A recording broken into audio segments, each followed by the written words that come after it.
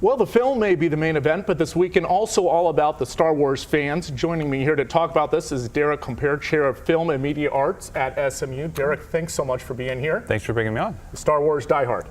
A bit, yeah. It's one of the things I'm liking. This is a Star Wars holiday shirt, of course. You got to have Christmas for Star Wars this year, so.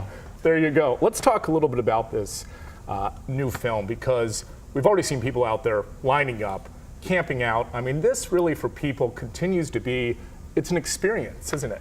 Absolutely. I mean, this is something that has been going for 40 years now. This is the 40th anniversary of it, and even though it's a relatively simple story, I think the fascination with the world and the design of this aliens and planets and characters and everything that really drawn people in for decades now. You mentioned 4 decades we're coming up on. It's amazing to think that, you know, from the 70s to now, the storylines and the characters, I mean, they almost grab people just like they did back then, even more so. What do you attribute that to? I think because there's a nice simplicity to the characters. It's all about a moral struggle. I mean, every film is about this moral struggle between good and evil, and our hero is going to survive that struggle and come out on the side of good. And I think that there's something universally appealing about that. The other aspects of that, again, that draw that in are things like the way the films look and sound, the way the characters act, the familiar characters and catchphrases and things like that. Those are the things that continually keep people and fans interested.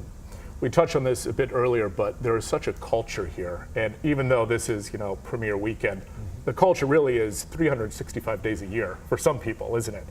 What is it about that kind of people just get into this and it becomes a part of their life almost? I think for a lot of people, they basically identify with a lot of the values that Star Wars have. They identify with a lot of the characteristics. It also can't be overlooked that this is, you know, marketed and hyped incessantly by a very powerful media company that got even more powerful than today, apparently. So that doesn't hurt when you continually put Star Wars out there if you're Disney. So this specific film is going to focus, we understand, quite a bit more on strong female roles.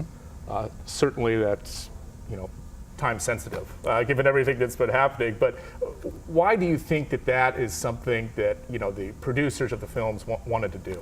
I think because this has been a film series that in the initial films really didn't have much to do with women. It was one female character, one major female character, and even in the background there are hardly any other women in either of the Star Wars films. And so I think starting with The Force Awakens a couple of years ago and making Rey the central character, there's been a real concerted effort to make this a story of a female character and then also broaden that out with other female characters throughout. We saw Jyn Erso in Rogue One last year and some of the other characters that are taking large parts in these films. All right, Derek, thank you so much for being with us today. We really appreciate your knowledge. Thanks. Let's kick